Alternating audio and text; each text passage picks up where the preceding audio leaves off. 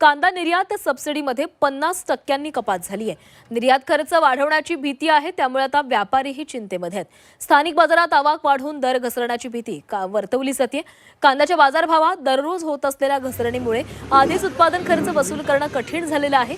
त्यातच केंद्रीय वाणिज्य मंत्रालय यांनी कांदा निर्यातीला प्रोत्साहन म्हणून दिल्या जाणाऱ्या सबसिडीमध्ये 50% कपात करण्याचा निर्णय घेतल्यानं परिस्थिती अधिक गंभीर होणार आहे। पूर्वी 1.90% असलेली सबसिडी कमी करून 0.95% केलेली आहे।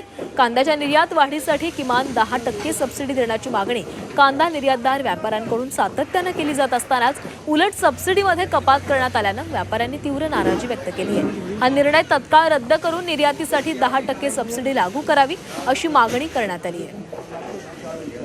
दरम्यान कांदा निर्यात सबसिडीतील कपातीमुळे काय परिणाम होणार आहेत पाहूया। कर आणि शुल्क परतावा योजनेमध्ये 50% कपात होणार आहे। निर्यात खर्च परतावा कमी झाल्यानं निर्यातदारांचा खर्च वाढणार आहे। स्थानिक बाजारात आवक वाढून दर घसरण्याची भीती आहे। निर्यात खर्च वाढण्याची शक्यतेनं शेतकरी आणि व्यापारी चिंतेमध्ये आहे। राष्ट्रीय बाजारात भारतीय कांदा महाग होण्याची शक्यता आहे, त्यामुळे पाकिस्तान, तुर्की, इजिप्त सारख्या देशांशी स्पर्धा करणं कठीण होणार आहे। कांदा उत्पादक पट्ट्यांना फटका बसण्याची भीती आहे।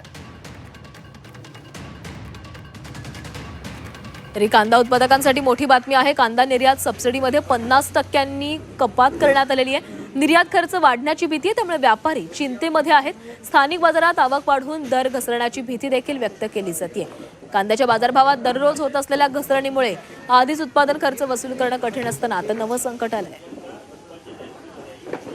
जर आयात निर्यातची धोरणं जर व्यवस्थितपणे केली नाही, ती कुठल्या तरी राष्ट्राच्या असलेल्या दबावाखाली केली गेली, एवढंच नव्हे तर व्यापारीकरणाच्या बाबतीमध्ये सामान्य लोकांच्या उत्पन्न आणि फायद्यापेक्षा व्यापारीकरणाला जर त्या ठिकाणी महत्त्व देऊन निर्णय घेण्याचा प्रयत्न झाला तर त्याचा तो फटका 100% बसतो।